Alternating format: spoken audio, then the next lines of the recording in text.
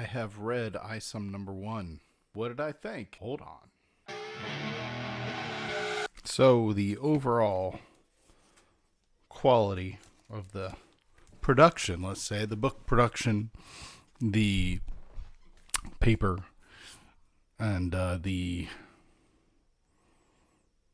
feel, the experience of holding it in your hands, it's extremely high quality. I mean, you may remember I did pick up 100 Ninja Bear, which is like 3 times the length, and it's really pretty high quality, honestly. The book, well, just physically, everything about Isom, including coming bagged and boarded, honestly, it'd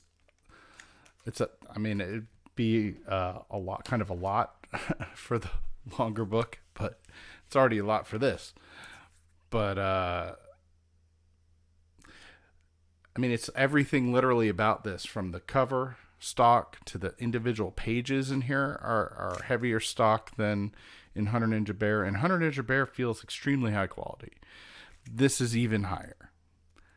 So, for perspective, if anyone picked that up, just physically, just the paper, just the feel of it in your hands. Eric said that's what it was going to be, but he's not. He didn't exaggerate.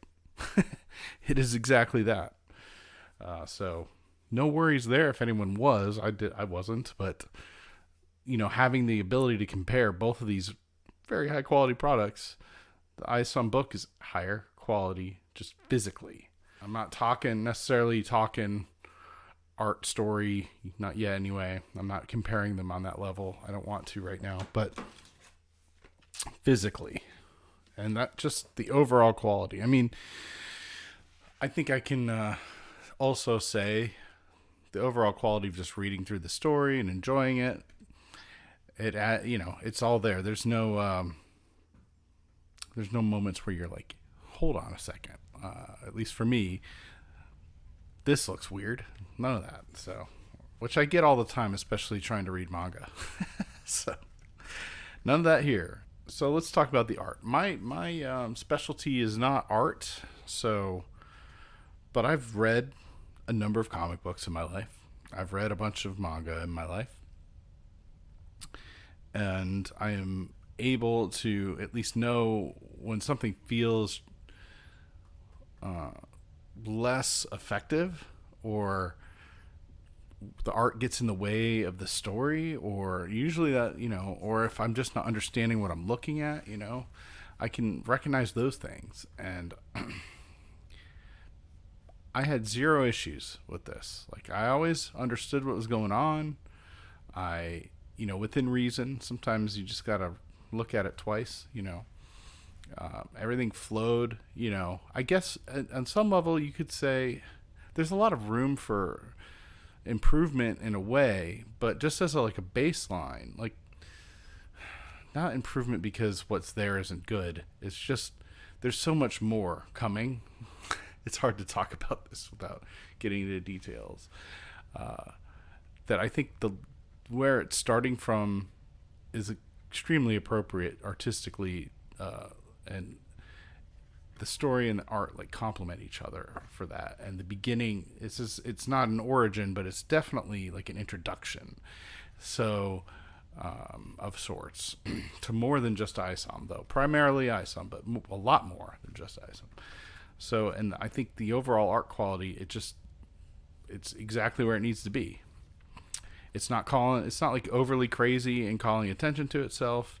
It's not, it doesn't feel rushed and unfinished, and it's not confusing. And I think overall it serves the story. So, no complaints at all there. I'll get into, I guess, let's just talk the general world building. This is not a lot of pages to try to start building a world. So if you're going to do that, you have to be relatively efficient. I think Eric and his team here have accomplished that. Because does still primarily focus on Isom, but you meet a number of other characters that are hinting at other stories going on along the way. A couple of moments of which I would imagine we're going to see the storyline from that perspective cross into this one the way it does, because it's like in and out, and without going into detail. So that makes you look forward to. There's a book in particular in the main storyline that it makes you look forward to, and then there's another one later, at least one other later. Well, it's really two other later, if you include the continuation of Isom, that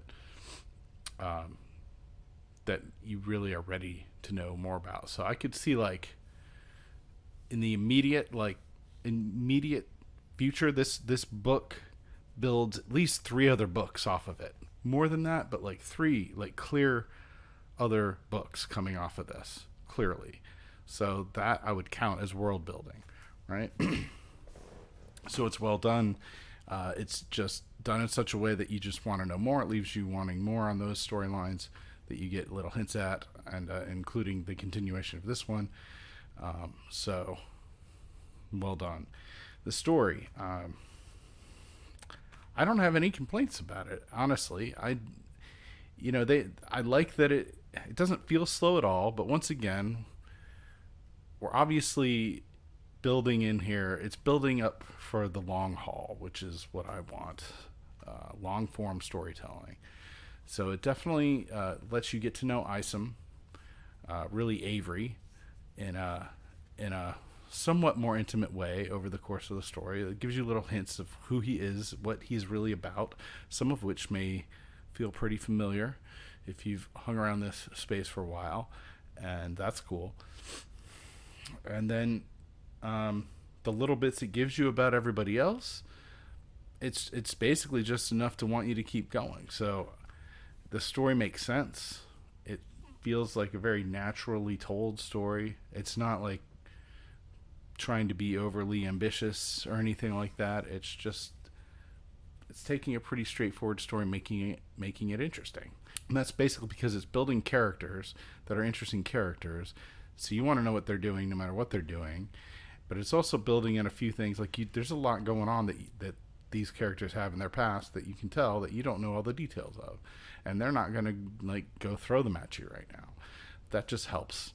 I think that's part of why it was smart not to make this an origin story, because it can hint at the fact that there's a lot from before, and then one day maybe there's even like an editorial note at some point that's like, that's a story for another day. So well done. The haters have nothing to hate. And everybody who invested in this, I mean, worst case scenario, you don't like it, go check out eBay. You could sell it and make some money on your investment right now.